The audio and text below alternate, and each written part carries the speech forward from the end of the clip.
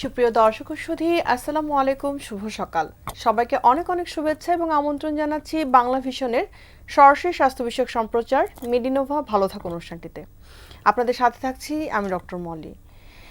দর্শক, সামনে আসছে ঈদ, কিন্তু তার আগে কিছু সময় কিন্তু বাকি রয়ে গেছে। তো এই জায়গাটা থেকে কিছু প্রিভেন্টিভ মেজার বা কিছু প্রতিরোধমূলক ব্যবস্থা কিন্তু আমরা সবসময় নিয়ে থাকি এবং এই বিষয়টি নিয়ে আপনাদের সামনে সবসময় আমরা কথা বলি।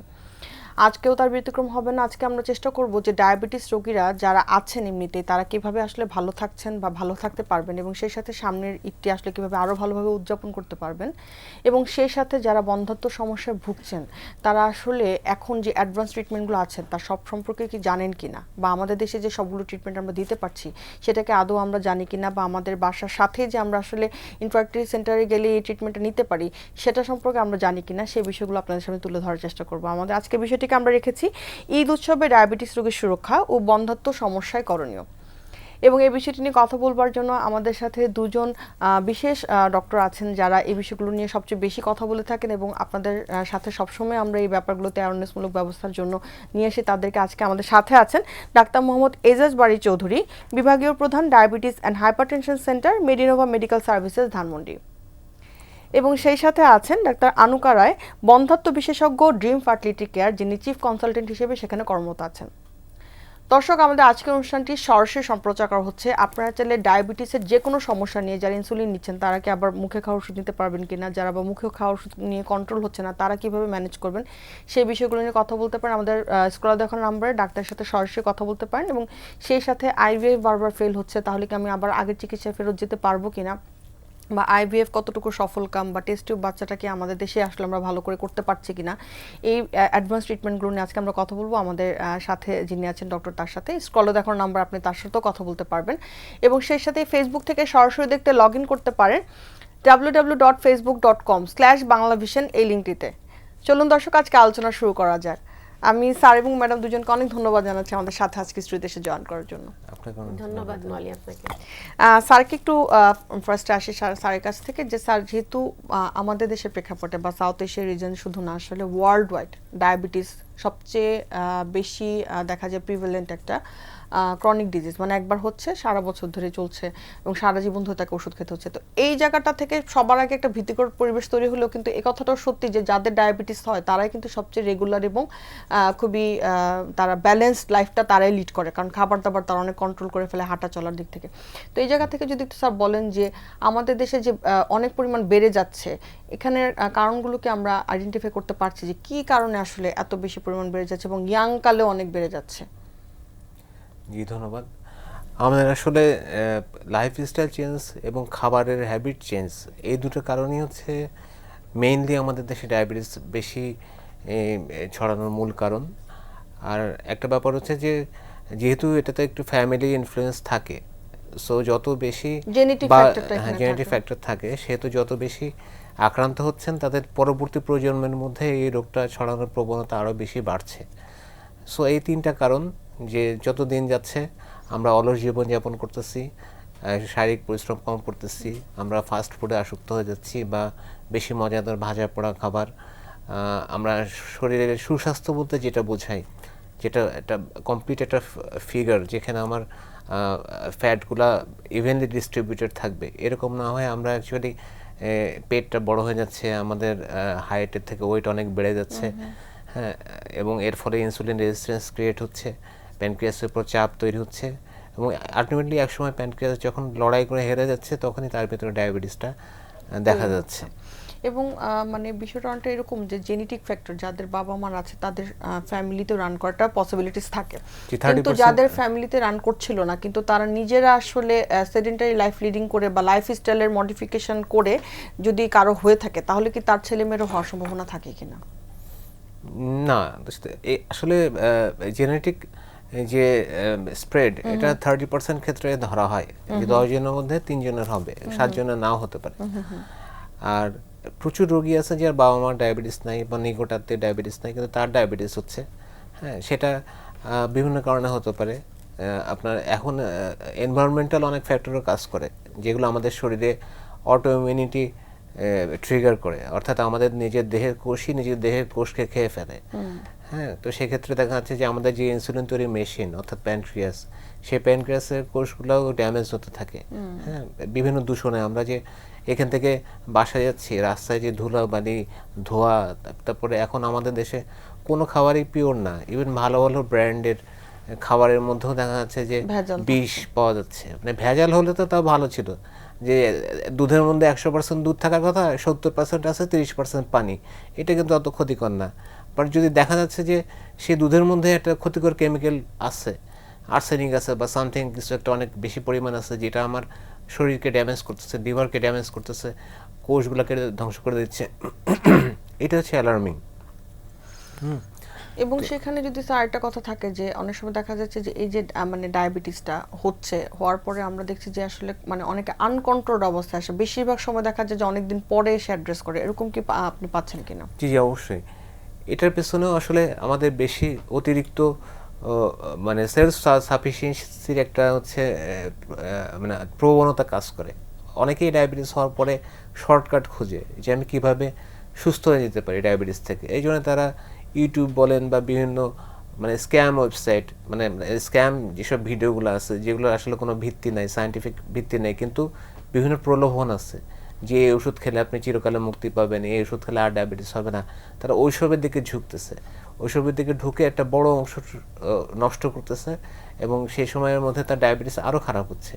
এবং যখন দেখা যাচ্ছে যে এগুলো খেয়েও কোনো লাভ হচ্ছে না, খালি টাকা নষ্ট, সময় নষ্ট, ততদিনে তার ডায়াবেটিস তো অনেক বাড়ছেই, সাথে অন্যান্য কমপ্লিকেশন যেমন কিডনির কমপ্লিকেশন বা নার্ভের কমপ্লিকেশন এগুলো অলরেডি ডেভেলপ করছে। তখন দেখা যাচ্ছে তারা আমাদের কাছে আসতেছে। আবার অনেকে শর্টকাট হিসেবে ফার্মেসিতে গিয়ে বলে যে আমার তো একটু ডায়াবেটিস ধরা পড়ছে, কি ওষুধ খাবো দেন।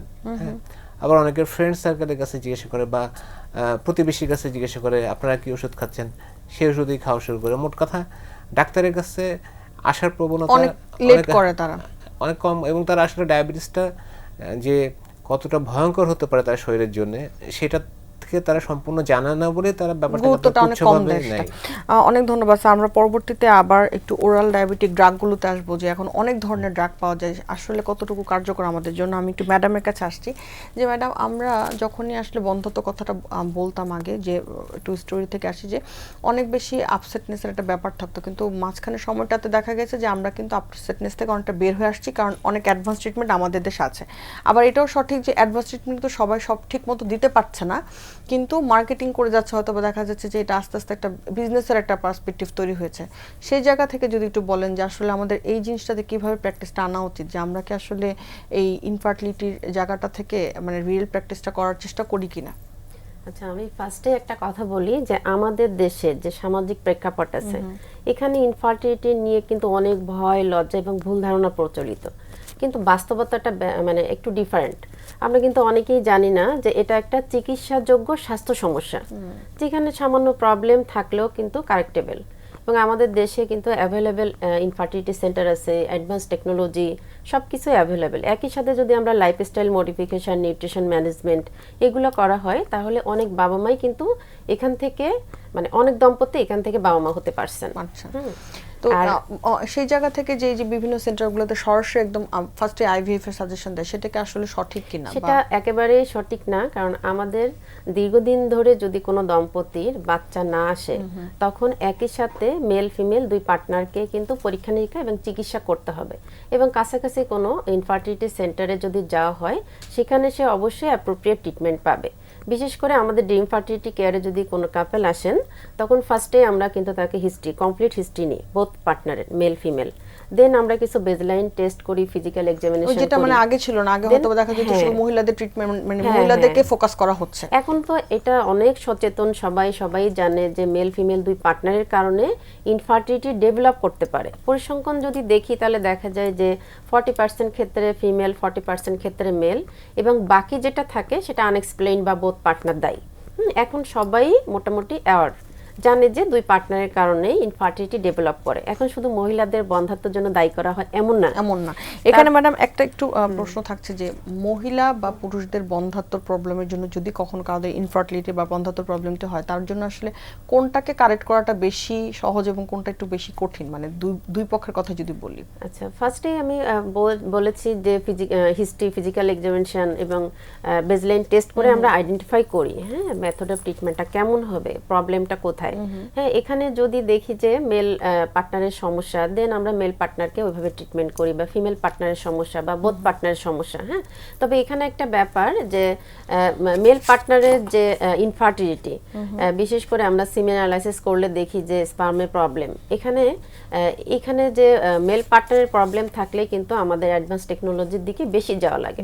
যদি স্পার্মের কাউন্ট, মরফোলজি বা মোটিলিটি কম থাকে, দেন আমরা কিন্তু আইইউআই বা আইভিএফ বা ইক্সি পর্যন্ত যেতে পারি। বা ফিমেল পার্টনারের প্রবলেমের জন্য খুব কম সংখ্যক অ্যাডভান্স টেকনোলজি লাগে। যেতে হয়। তার মানে এই কথাটা কিন্তু খুবই গুরুত্বপূর্ণ যে আসলে ফিমেলদের যদি প্রবলেম থেকে থাকে ইনফার্টিলিটি ইস্যুতে, তাহলে সেটা কারেক্ট করাটা কম্পারেটিভলি ইজি এবং কস্ট ইফেক্টিভ এবং এটা এখানে দেখা যায় যে dietary management, lifestyle modification, nutritional management এবং কিছু ওভুলেশন ইন্ডাকশন দিলেই কিন্তু তাদের 80% ক্ষেত্রেই মানে প্রেগন্যান্সি এসে যায়।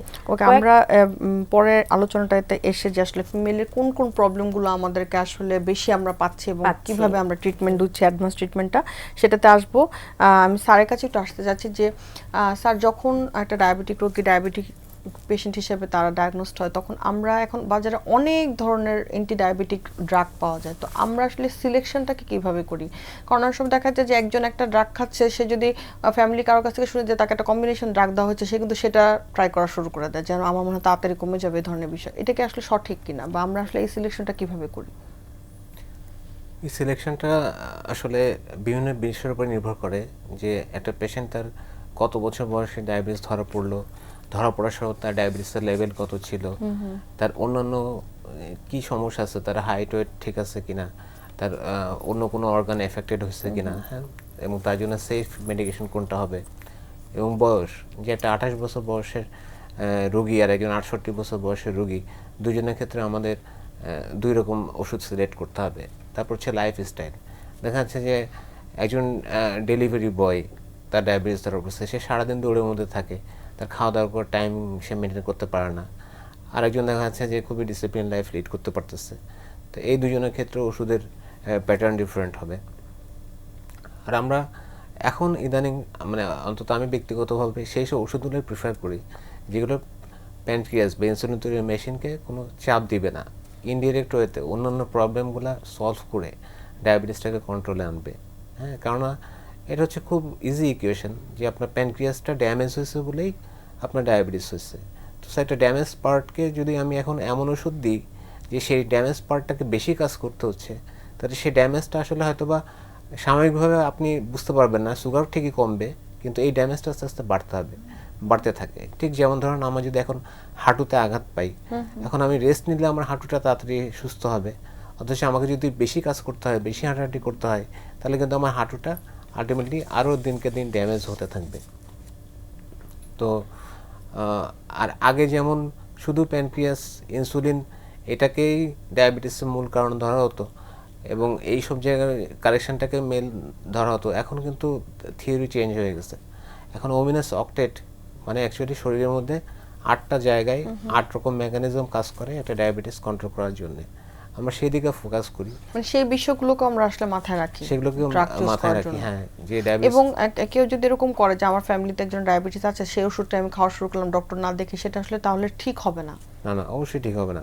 কারণ আপনার ধরেন আমার জামা যদি এখন আরেকজন এসে বলে ঠিক আছে আপনার জামাটা আমি পরি, হ্যাঁ, হয়তোবা দু একজনের ক্ষেত্রে আমার সাথে তার সাইজ মিলবে, বাট বেশিরভাগের ক্ষেত্রে মিলবে না। হ্যাঁ, এই জন্য ডায়াবেটিসের ট্রিটমেন্টটা হচ্ছে আপনার টেইলরিং করে করা ভালো, যে আপনার যেটা নিড, আপনার যেটা প্রয়োজন, আপনার যে খাওয়া দাওয়ার প্যাটার্ন, সেখানে যদি আমি কারেকশন করতে পারি, আপনার যদি এক্সারসাইজ ঠিক করতে পারি, এগুলো করার পরে আর বাকি কতটুকু আমাকে মেডিসিন দিয়ে দিতে হবে সেটুকু আমাকে আমি ক্যালকুলেশন করে বের করতে পারবো। বাট যাদের ক্ষেত্রে আমি দেখতেছি যে সে মানে ডায়েট মেনটেন করতে পারবে না, এক্সারসাইজ করতে পারবে না, তার ক্ষেত্রে বেশি লোডিংটা চলে যাবে মেডিসিনের উপরে। আবার দেখা যাচ্ছে যে কোনো মেডিসিন কস্টলি, সে সেটা অ্যাফোর্ড করতে পারবে না, সুতরাং সেটা তার ক্ষেত্রে বাদ দিতে হবে। সেক্ষেত্রে তার জন্য চিপ, মানে সে যদি কন্টিনিউ করতে পারে, হ্যাঁ, সেক্ষেত্রে তার জন্য চিপ মেডিসিন সিলেক্ট করতে হবে। আবার যেসব মেডিসিনগুলো দেখা যাচ্ছে যে আপনার ইনসুলিন রেজিস্ট্যান্স কমাচ্ছে বা প্যানক্রিয়াসকে রিপেয়ার করার চেষ্টা করতেছে, বাট একটু কস্টলি, যদি অ্যাফোর্ড করতে পারে এবং ইয়াং এজেস হয়, তাদের ক্ষেত্রে সেটাই ফার্স্ট প্রায়োরিটি। বিকজ এটার পরে সে স্বর্ণপন্ন হওয়াটা খুবই গুরুত্বপূর্ণ, যে সে সিলেক্ট করে দিবে যে আসলে কোন গ্রুপের এবং কোন ওষুধটা তাকে কোন খাবার, কোন ব্যায়াম, কি করতে হবে না হবে, টোটাল প্যাকেজটা অন্তত প্রথমে তাকে ঠিক করে নিতে হবে। এবং এটা যেহেতু সারা জীবনের ডিজিজ, আপনাকে রাতারাতি ওই এক ফাইল ওষুধ খেলে আপনি সুস্থ হয়ে যাবেন না, ওই বিশ্বাস আপনি রাখবেন না। হ্যাঁ, সুতরাং আমরা তো তাড়াহুড়াও করি না, আপনাকে শুধুমাত্র আমরা জ্ঞানটা দিই, নলেজটা দিই, কী করতে হবে এটা বুঝিয়ে দিই, এবং আপনি সময় নেন, 5 মাস 6 মাস সময় নেন, আস্তে আস্তে ফলো করেন, কিন্তু সেটা যাতে স্টেডি হয়, মানে কনসিস্টেন্সিটা যাতে থাকে। তো আমরা আবার আসবো যে অনেকের একটা প্রশ্ন থাকে যে ইনসুলিন, মানে ইনসুলিনটা নিলে আমি আবার মুখে খাওয়ার ওষুধে যেতে পারবো কিনা যদি আমার ডায়াবেটিস কন্ট্রোলে থাকে, এই গুরুত্বপূর্ণ প্রশ্নটাতে আবার আসবো। আমি একটু ম্যাডামের কাছে এখন আসতেছি। ম্যাডাম, আমাদের দেশের কথা যদি বলি, মহিলাদের বন্ধ্যাত্ব প্রবলেমটাতে একটু আগে আসি, যে সবচেয়ে কমন কি প্রবলেমটা পান যেটা ডিল করতে একটু কষ্ট হয় বা এটা অনেক বেশি পাওয়া যাচ্ছে বাট স্টিল স্ট্রাগলিং করছেন আপনারা, মানে ইনফার্টিলিটি স্পেশালিস্ট? এটা আমরা মেইনলি যেটা পাই সেটা হচ্ছে পলিসিস্টিক ওভারি সিনড্রোম। এখানে যেটা হয়, ওভুলেশন মানে হয় না বা প্রবলেম থাকে, হ্যাঁ, ওভুলেটরি ডিসঅর্ডার থাকে, মাসিকটা ইরেগুলার থাকে, হরমোনাল ইমব্যালেন্স থাকে, যার জন্য কোনো ফলিকল বা ডিম্বাণু বড় হতে পারে না বা পরিস্ফুটন হয় না বা ওভুলেশন হয় না, যার কারণে প্রেগনেন্সিতে প্রবলেম হয়। আরও অন্যান্য হরমোনাল প্রবলেম যেমন থাইরয়েডের সমস্যা থাকতে পারে, প্রোল্যাকটিন হরমোনের প্রবলেম থাকে, স্ট্রেস এবং লাইফস্টাইল রিলেটেড এখন অনেক প্রবলেম আছে, যে ইনসোমনিয়া বা ঘুম না আসা, ঠিক আছে। আবার বয়স তো একটা মেইন প্রবলেম মেয়েদের জন্য, কারণ 35 ক্রস করে গেলে কিন্তু এগের কাউন্ট এবং কোয়ালিটি দুইটাই কমতে থাকে, আর 40 হয়ে গেলে বা 40 পার হলে খুব সাডেনলি ডিক্লাইন করে। এই জন্য বয়সটা খুব খেয়াল করতে হবে ইনফার্টিলিটির জন্য। বর্তমানে আমাদের যে কেরিয়ার ওরিয়েন্টেড বা বর্তমান সময়ে এমনি দেরিতে বিয়ে বা দেরিতে বাচ্চা নেওয়া, হ্যাঁ, এটা আমাদের মাথায় রাখতে হবে যে ফার্টিলিটির জন্য বেস্ট টাইমটা হচ্ছে 20 to 30 ইয়ার্স। 30 পার হয়ে গেলেই কিন্তু ওসাইটের কাউন্ট কমে যায়, মানে ডিম্বাণুর কাউন্ট। 35 পার হলে আরও বেশি, এবং 40 প্লাস হলে সাডেনলি ডিক্লাইন করে। এর জন্য বয়সটা আমাদের মাথায় রাখতে হবে অন্যান্য ফ্যাক্টরসের সাথে। তারপরেও মানে ইনফার্টিলিটির যে পেশেন্টগুলো আমাদের কাছে আসে, তার ভিতরে কিন্তু 70% হচ্ছে ওভুলেটরি ডিসঅর্ডার বা পলিসিস্টিক ওভারি সিনড্রোম নিয়ে আসে। হ্যাঁ, এখানে একটা ভালো খবর আছে যে পলিসিস্টিক ওভারি সিনড্রোম কমন হলেও বা এমনি ওভুলেটরি প্রবলেম হলেও ট্রিটমেন্ট করাটা ইজি। অনেক সময় আমরা কিন্তু সবাই ধারণা করি যে পিসিওএস বা পলিসিস্টিক ওভারি সিনড্রোম থাকলে অনেকে হয়তো সবসময় পেশেন্ট মোটা থাকবে, বাট লিন পিসিওএসও কিন্তু আছে। অনেক মানে লিন পেশেন্ট বা চিকন পেশেন্ট কিন্তু পিসিওএস বা এমএইচটা অনেক বেশি। আমার একজন পেশেন্ট আছে, আমরা রিসেন্টলি আইভিএফ করেছি আমি, ওনার হচ্ছে এমএইচ বা ফলিকুলার যে কাউন্ট সেটা 20, মানে অনেক বেশি। হ্যাঁ, উনি 9 ইয়ার্স ধরে ইনফার্টিলিটিতে ভুগছিলেন। দেন আমি ওনার আইভিএফ করেছি। উনি কিন্তু অনেক চিকন, ওয়েট অনলি 45, ঠিক আছে।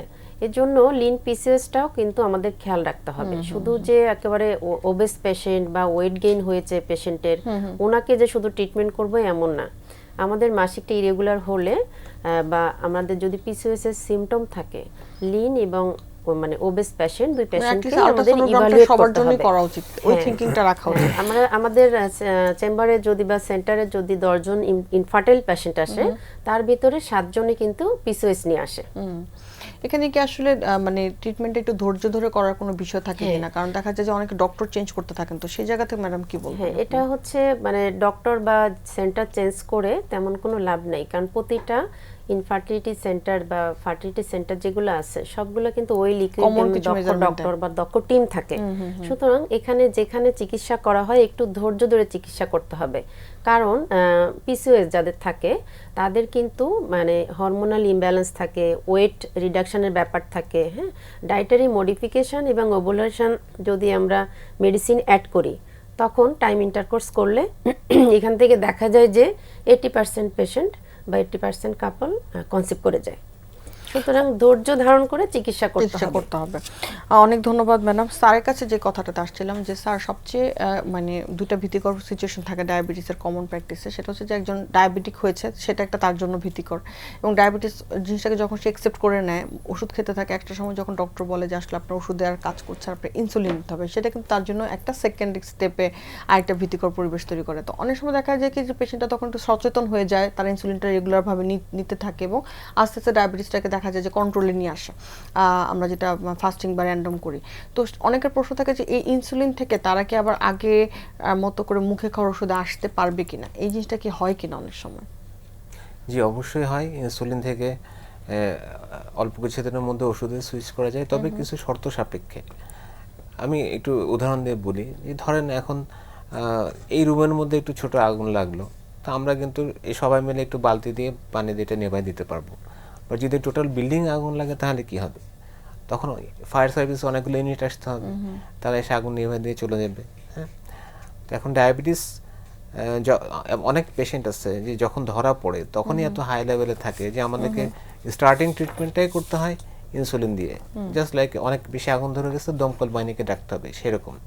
কিন্তু এই অবস্থাটা যখন এই ক্রাইসিসটা কেটে যায়, তখন আমরা স্টেপ বাই স্টেপ সেই ইনসুলিনটা কমায় এবং অন্যান্য ওষুধের সমন্বয় করে একসময় তাকে ইনসুলিন বন্ধ করে দিতে পারি।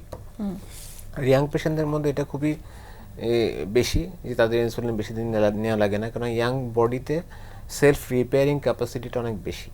প্যানক্রিয়াটিক ড্যামেজ যেটা হয় সেটা ওষুধ এবং ইনসুলিনের সাপোর্ট পেলে দ্রুত রিকভার করতে থাকে এবং প্যানক্রিয়াসের নিজস্ব প্রোডাকশন পাওয়ার বাড়তে থাকে, যেটা আমরা বুঝতে পারি ট্রিটমেন্ট ফলো আপে। যখন বুঝি যে না, এখন তার প্যানক্রিয়াস ঠিকমতো ইনসুলিন মানে তার প্রয়োজনীয় ইনসুলিনটুকু তৈরি করতে পারবে আর অন্যান্য সাপোর্টিং ট্রিটমেন্টগুলোর মাধ্যমে সে ভালো থাকবে, তখন আমরা ইনসুলিন বন্ধ করে দিই। বাট এক্সেপশনাল কেস কোনগুলা? যাদের ইনসুলিন হয়তো বা আরও 5 থেকে 10 বছর আগেই লাগতো, কিন্তু তারা শুধুমাত্র ওই ভয়ের জন্যে বা ওই মিথের জন্যে যে একবার ইনসুলিন নিলে আর আমি ইনসুলিন ছাড়তে পারবো না, সেই ভয়ে তারা এরকম করে ওষুধ বাড়াতে বাড়াতে বাড়াতে বাড়াতে এমন একটা পর্যায়ে চলে গেছে যে অ্যাকচুয়ালি তাদের প্যানক্রিয়াটিক কোনো শ্রেণী আর অবশিষ্ট নাই। হ্যাঁ, তখন তাকে শুধুমাত্র জীবন বাঁচানোর জন্য ইনসুলিন দেওয়া হচ্ছে। সেই কেসগুলোতে ইনসুলিন বন্ধ করা যায় না। তো শুধুমাত্র তাদের ক্ষেত্রেই হয়তোবা লাইফ লং ইনসুলিনটা ক্যারি করতে হয়, তবে সেক্ষেত্রেও কমানো বাড়ানো বা হয়তো প্রথমে 3 বা 4 বার দিতে হয়, পরে 2 বার বা পরে 1 বার, এভাবে কমায় আনা সম্ভব হয়। সুতরাং আমার রোগীদের প্রতি অনুরোধ থাকবে যে আপনারা যখনই আপনার ডাক্তার আপনাকে সাজেস্ট করবে যে এখন ইনসুলিন নেন, আপনারা তখনই যদি ইনসুলিনটা শুরু করেন, তাহলে এই ইনসুলিনটা হয়তোবা আপনার 2 মাস 3 মাস 4 মাস পরে বন্ধ করে দেওয়া যাবে। বাট আপনি যদি বারবার ডাক্তার পাল্টান বা এটা ওটা খেয়ে যে আমি ইনসুলিন নিব না এই করে 5-10 বছর নষ্ট করে ফেলেন এবং প্যানক্রিয়াসটাকে ধ্বংস করে ফেলেন, তখন আর ইনসুলিন আপনি বন্ধ করা আশা করাটা একটু কঠিন। অনেক ধন্যবাদ স্যার। আমি এবার ম্যাডামের কাছে আসতে চাচ্ছি। ম্যাডাম আমাদেরকে ফার্স্টে একটা কথা বলেছেন যে পলিসিস্টিক ওভারি কিছুটা লাইফস্টাইল মডিফিকেশন করার মতো বিষয়, বাট এটা ছাড়া কি কোনো ধরনের প্যাথোলজিক্যাল কন্ডিশন থাকে কি না মহিলাদের, যেটাকে আসলে কারেক্ট করে আমাদেরকে আসলে সন্তান ধারণ করার জন্য এগোতে হয়, এরকম কিছু আছে কিনা? পলিসিস্টিক ওভারি সিনড্রোমে তো মানে যেটা হয় যে মাসিকটা ইরেগুলার হয়, সাথে কিছু হরমোনাল ইমব্যালেন্সও থাকে, যেমন এলএস নামে একটা হরমোন বেশি থাকে, অ্যান্ড্রোজেন মানে ছেলেদের হরমোন যেটা ওইটাও বেশি থাকে। হ্যাঁ, এখানে আবার ইনসুলিন ইনসেনসিটিভিটি থাকে, মানে যেটা হচ্ছে মানে যে ওভুলেটরি যে ইয়েটা ডিজঅর্ডার করে, মানে এগগুলা যে ওখান থেকে বড় হয়ে তারপর ডমিনেন্ট ফলিকল হয় এবং ওভুলেশন হয়, এই জিনিসটার যে এনভায়রনমেন্ট এটাকেই নষ্ট করে দেয়। এর জন্য একই সাথে আমরা ওয়েট রিডাকশন করব, লাইফস্টাইল মডিফিকেশন, তারপর যদি এক্সারসাইজ মানে 5 থেকে 10% যদি ওয়েট রিডাকশন করা হয় পিসিওএস এর পেশেন্টদের, তাহলে কিন্তু ওভুলেশনটা রেগুলার হয়ে যায়। হ্যাঁ, এখন এখান থেকে দেখা যায় তখন ওভুলেশনও হয়, বাচ্চা হতে মানে সহজ হয়। এটা ছাড়াও কি আর কোনো প্যাথোলজিক্যাল কন্ডিশন আছে কিনা, যেমন মানে ফাইব্রয়েডের কথা শুনেছি আমরা, চক্রাসিস? এখানে তো হরমোনাল ইমব্যালেন্স আছে, যেটা বললাম থাইরয়েডের সমস্যা, প্রোল্যাকটিন, যদি স্ট্রাকচারাল কোনো প্রবলেম থাকে, যেমন যদি ওভারিতে সিস্ট থাকে বা চকলেট সিস্ট যেটা ওভারিন রিজার্ভটা কমিয়ে দেয়, হ্যাঁ, এন্ডোমেট্রিওসিস যেটা হচ্ছে পুরো স্ট্রাকচার বা আমাদের যে অ্যানাটমি রিলেশনশিপ ফিমেল রিপ্রোডাক্টিভ ট্র্যাক্টের, যে ওভারি, তারপর ফ্যালোপিয়ান টিউব, তারপর হচ্ছে ইউট্রাস, এটার স্ট্রাকচার বা এটার রিলেশনশিপটাকে ডিস্টর্টেড করে দেয়। একটা হচ্ছে ফ্যালোপিয়ান টিউব ব্লক, এটার জন্য কিন্তু ইনফার্টিলিটি ডেভেলপ করতে পারে। আবার একটা হচ্ছে ইউট্রাসের ভিতরে যদি কোনো ধরনের পলিপ বা ফাইব্রয়েড থাকে বা সার্ভিসের মুখটা যদি বন্ধ থাকে দেন ইনফার্টিলিটি ডেভেলপ করে। তো আমরা এটাও আসলে ডায়াগনোসিস করে তারপরে আমরা ওইভাবে হ্যাঁ, ট্রিটমেন্টের ফার্স্টে দিকে যখন আসে তখন কিন্তু আমাদের একটা মেথড অফ ট্রিটমেন্ট মানে চয়েস হয়ে আমরা যায় করতে মেল থাকি। ফিমেল দুই পার্টনার। আমরা ম্যাডাম একটা ছোট একটা বিরতি নিয়ে আসবো, বিরতি নিয়ে এসে আমরা বাকি আলোচনা করব, তারপর এসে স্যারের সাথে কিছু আলোচনা আছে এবং ম্যাডামের সাথে কিছু গুরুত্বপূর্ণ যেহেতু ম্যাডাম শেয়ার করছিলেন, আমরা ছোট বিরতি নিয়ে তারপর ফেরত আসবো। সুপ্রিয় দর্শক, মেডিনোভা ভালো থাকুন অনুষ্ঠানটির এই পর্যায়ে সময় হয়ে এসেছে ছোট্ট একটি বিরতিতে যাবার। বিরতির পর ফিরে আসছি, থাকবেন আমাদের সাথেই।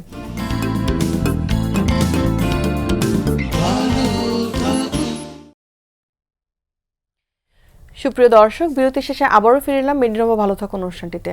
আমাদের সাথে আজকে আমরা কথা বলছিলাম ডায়াবেটোলজিস্টের সাথে এবং সেই সাথে আমরা ইনফার্টিলিটি স্পেশালিস্টের সাথে কথা বলছিলাম। স্যার, যাওয়ার আগে একটা খুব গুরুত্বপূর্ণ প্রশ্ন ছিল, আপনি বলছিলেন যে ইনসুলিনটা কিন্তু এরকম যে অনেক সময় যখন আমরা খুব বেশি মাত্রায় কন্ট্রোল করতে চাই তখনই দিতে শুরু করি এবং কন্ট্রোল না হওয়া পর্যন্ত কিন্তু ইনসুলিনটা চলতে থাকে। তো তারপরেও কি স্যার এরকম কি কোনো কথা আছে কিনা যে ডায়াবেটিক্স রোগীরা যেহেতু যে ড্রাগ, ডায়েট, ডিসিপ্লিন এভাবে লাইফটাকে লিড করে, তারা কি আসলে এরকমভাবে লিড করে ভালো থাকতে পারে কিনা? জি, অবশ্যই। ডায়াবেটিসের ক্ষেত্রে রেমিশন ফেজ নামে একটা ফেজ থাকে, যে সময় আপনার কাগজে কলমে ডায়াবেটিস আসছে, বাট আপনি কোনো ওষুধপত্র ছাড়াই বা কোনো ইনসুলিন ছাড়াই আপনি সুস্থ আছেন, অর্থাৎ আপনার সুগার খুব ভালো আছে, যেটা একসময় হয়তো আপনাকে ওষুধ বা ইনসুলিন নিয়ে ভালো রাখতে হতো। এবং এরকম কেস প্রচুর আছে, কেননা এখন আধুনিক যে চিকিৎসা ব্যবস্থা সেখানকার বেশ কিছু ওষুধ এখন আসছে যেগুলা প্যানক্রিয়াসকে রিপেয়ার করে। হ্যাঁ, তো এই ওষুধগুলার কিছুদিন ব্যবহার করার পরে দেখা যাচ্ছে যে অনেক রোগীরই ওষুধপত্র একদম মিনিমাম হয়ে যায়, ইনসুলিন বন্ধ হয়ে যায়, বা কারো কারো ক্ষেত্রে মানে সব ওষুধপত্রই বন্ধ হয়ে যায়। শুধুমাত্র ডায়েট এবং এক্সারসাইজ যদি তারা ঠিক মতো ফলো করে সেক্ষেত্রে তারা ভালো থাকে। এটা একটা ডায়াবেটিস রোগীদের জন্য সুখবর। এটাকে আপনারা আবার ডায়াবেটিস সেরে গেছে এটা ভেবে ভুল করেন না, এটাকে আসলে রেমিশন ফেজ বলে এবং এটা দীর্ঘদিন চলতে পারে, আবার আপনার ভবিষ্যতে কখনো ওষুধ বা ইনসুলিন লাগতেও পারে।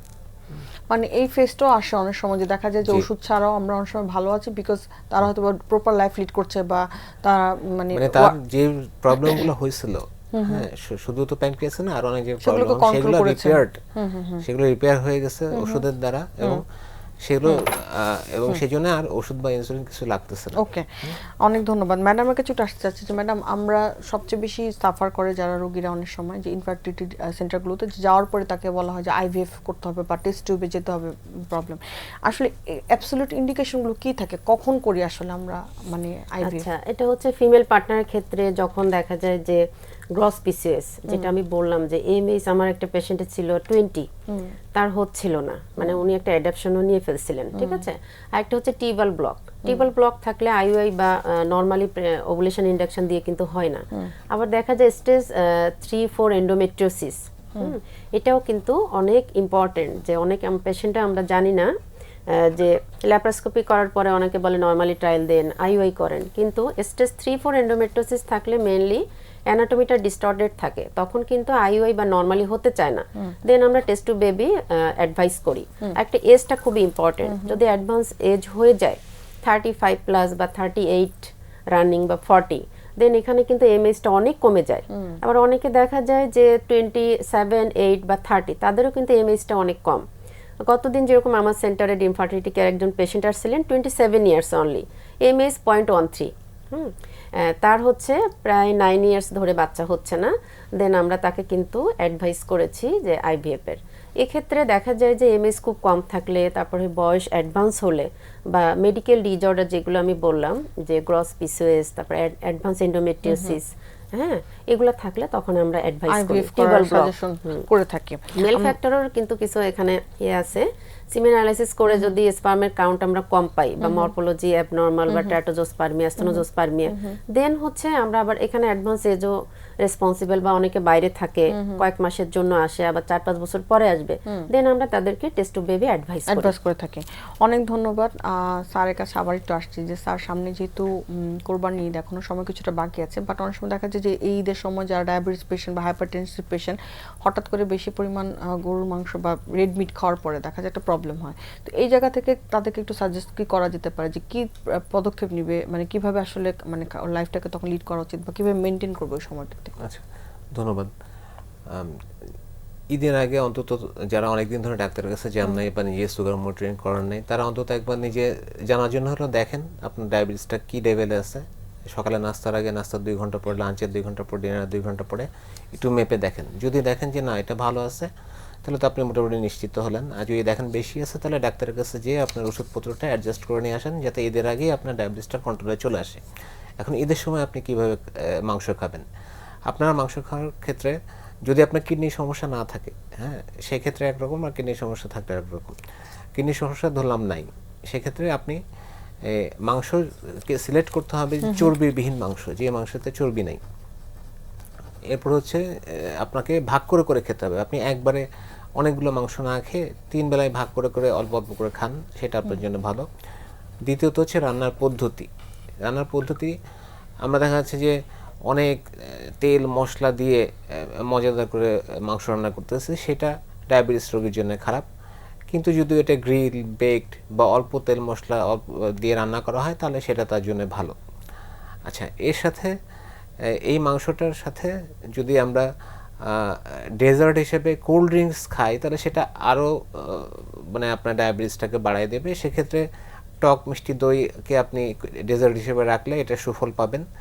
আর যেহেতু আপনি মাংস খাচ্ছেন তুলনামূলক বেশি অন্য সময়ের চেয়ে, সেই জন্যে ভাতের পরিমাণটা একটু কম রাখেন এবং সবজির পরিমাণ, সালাদের পরিমাণটা একটু বাড়ান, তাহলে ভালো হবে। আর ডিপ ফ্রাই মাংস খাওয়া যাবে না, ওই চাপ যেটাকে বলে পুরো ভেজে টেজে, তারপরে ওই রকম ডিপ ফ্রাই মাংস খাওয়া যাবে না। আর রান্নার ক্ষেত্রে আরেকটা জিনিস আপনি বলে দিবেন যে একই তেল যাতে বারবার ইউজ না করা হয়, হ্যাঁ, মানে সেক্ষেত্রেও তেলের কোয়ালিটি কমতে থাকে এবং তেলের ক্ষতিকর দিকগুলো বাড়তে থাকে, হ্যাঁ। তো এইটুকু ফলো করলে আশা করি ঈদটা ওনারা এনজয় করতে পারবেন, মাংস খেতে পারবেন এবং শরীরের প্রতি ঝুঁকিও কম থাকবে। এবং যারা স্যার ট্রাভেল করে যাচ্ছে তাদের জন্য কোনো পরামর্শ আছে কিনা, যেহেতু এখন অনেক হাম? আচ্ছা, হাম এখন বাংলাদেশে একটা খুবই আলোচিত বিষয়, কিন্তু হামের বিপজ্জনক দিক অনেক আছে। কিন্তু আশার দিকটা আমি আগে বলি যে আমাদের কিন্তু বহু বছর ধরে হামের টিকা আমরা পেয়ে গেছি এবং আমাদের দেশের ম্যাক্সিমাম মানুষই হামের টিকা নিয়ে আসছে, হ্যাঁ। সুতরাং হাম হলেই যে আপনি মারা যাচ্ছেন বা হাম হলে আপনার জন্য বিশাল ক্ষতি হয়ে যাচ্ছে, এটা কিন্তু না। কিন্তু সচেতনতা কোন জায়গায় দরকার? প্রথম কথা হচ্ছে যে আপনি হামে আক্রান্ত হওয়ারও 7 থেকে 14 দিন পরে আপনার লক্ষণ প্রকাশ পাবে। তার মানে তখন অলরেডি আপনার শরীরে জীবাণু ঢুকে গেছে। আর আপনি হাম ছড়ানো শুরু করবেন কবে থেকে? আপনি আপনার শরীরে র্যাশ ওঠা 4 দিন আগে এবং র্যাশ ওঠা 4 দিন পর পর্যন্ত আপনি হাম ছড়াতে পারবেন, হ্যাঁ। তো এটা একটা খুবই রিস্কি সিচুয়েশন, যে এই জন্য একটা হামের রোগী মানে হাজার হাজার মানুষকে ইনফেক্টেড করে দিতে পারে। দ্বিতীয় কথা হচ্ছে যে একটা হামের ইনফেক্টেড রোগী যখন একটা হাঁচি কাশি বা নর্মাল শ্বাসই নেয়, সে জীবাণু একটা রুমে বা একটা বদ্ধ জায়গায় 2 ঘন্টা পর্যন্ত থাকতে পারে, হ্যাঁ। এই জন্য আমরা ক্রাউডেড প্লেসগুলোতে বা ধরুন লিফটে, ওয়েটিং রুমে দেখা যাচ্ছে একটা হামের রোগী উঠে হাঁচি টাচি দিয়ে চলে গেছে, আপনি তার আধা ঘন্টা পরে উঠছেন, তারপর আপনি সেই লিফট থেকে কিন্তু আক্রান্ত হতে পারেন, হ্যাঁ। তো এই জায়গাটাতে আসলে আমাদের সচেতন হতে হবে। এক্ষেত্রে হ্যাঁ, মাস্ক ব্যবহার করতে পারেন। আর হচ্ছে যে যত দ্রুত সম্ভব ট্রিটমেন্টে যাওয়া। এখন কি কি লক্ষণ দেখলে আপনি ট্রিটমেন্টে যাবেন? যে হাম কিন্তু শুরুতে আপনার শরীরে র্যাশ উঠবে না, হ্যাঁ। তার আগে কিছু লক্ষণ থাকবে, যেমন আপনার জ্বর হবে, আপনার কাশি হবে, আপনার সর্দি হবে এবং চোখ লাল হয়ে যাবে, যেটাকে কনজাংটিভাইটিস বলে।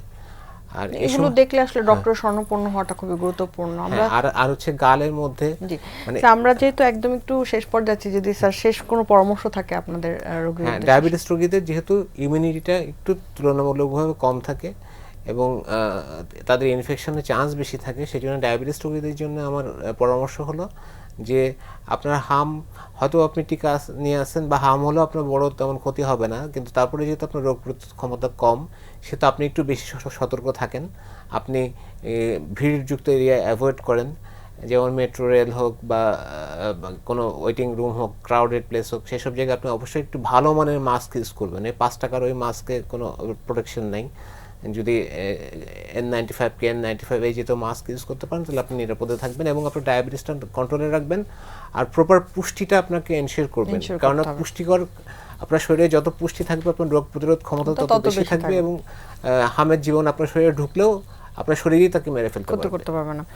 ম্যাডাম, আমরা যেহেতু একদম শেষ পর্যায়ে আছি, যে আপনি যদি ইনফার্টিলিটি দর্শকদের জন্য যারা দম্পতিরা ভুগছে তাদের উদ্দেশ্যে কোনো কিছু বলতে চান আমাদেরকে? আচ্ছা, আমি কয়েকটা মেসেজ দিব যে আমরা যে আইভিএফ বা ইক্সি করি বা অ্যাডভান্স টেকনোলজি করি, তার আগে আমরা ফিমেল পার্টনারকে যেরকম রেডি করি মেল পার্টনারকেও কিন্তু এখানে রেডি করার ব্যাপার আছে। হ্যাঁ, একই সাথে আমরা তাদেরকে কাউন্সিলিং এবং মেডিকেল ডিসঅর্ডারগুলো অবশ্যই মানে আমাদের কন্ট্রোল করতে হবে এবং লাইফস্টাইল মডিফিকেশনের দিকে তাদেরকে অবশ্যই অ্যাডভাইস করতে হবে, বিশেষ করে স্মোকিং যেটা। হ্যাঁ, তারপর হচ্ছে ওয়ার্কিং এনভায়রনমেন্টটা, যেমন অনেকে হট এনভায়রনমেন্ট বা রেডিয়েশন এক্সপোজারে কাজ করে। হ্যাঁ, এগুলা কিন্তু তাদেরকে কাউন্সেলিং করতে হবে যে এগুলা থাকলে বা এগুলো যদি কন্ট্রোল না থাকে তখন কিন্তু স্পার্মের কোয়ালিটি বা এগের কোয়ালিটিটা কমে যায়, দেন আমাদের যে এমব্রয়টা গুড কোয়ালিটির হয় না, দেন আইভিএফ ফেইল্ড হতে পারে। এটা আমাদের একটা মেসেজ। আরেকটা হচ্ছে আমরা কিন্তু নিজেকে বা পার্টনারকে দোষারোপ করব না, আমরা একসাথে ট্রিটমেন্ট করব এবং চিকিৎসা করব। আরেকটা হচ্ছে যে ধরেন আমাদের যে কিছু কনসেপশন আছে, মিসকনসেপশন, যেমন পিসিওএস থাকলে বাচ্চা হবে না বা একবার মিসক্যারেজ হলে বাচ্চা হবে না, টেস্ট টিউব বেবি বা ইক্সি করলে 100% সাকসেস রেট, বা ডোনার বা অন্যের স্পাম বা এগ নিয়ে যে বাচ্চা তৈরি করা হয় এমন না।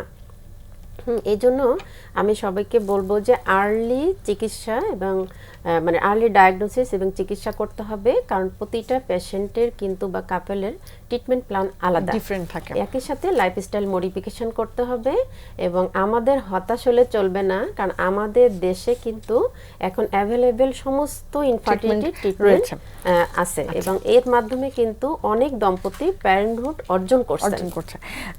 ম্যাডাম এবং স্যার দুজনকে অনেক ধন্যবাদ আমাদের সাথে আজকে জয়েন করার জন্য। ধন্যবাদ মালি আপনাকে। সুপ্রিয় দর্শক, মেডিনোভা ভালো থাকুন অনুষ্ঠানে আজকে আমরা ডায়াবেটিস এবং ইনফার্টিলিটি নিয়ে অনেকগুলো বিষয় আলোচনা করেছি। আশা করি দর্শক আমাদের সাথে যারা ছিলেন তারা অনেক কিছু জানতে পেরে উপকৃত হয়েছেন। আবারও দেখা হবে আগামী শুক্রবার। ততদিন পর্যন্ত অপেক্ষায় থাকুন, সুস্থ থাকুন এবং অবশ্যই ভালো থাকুন।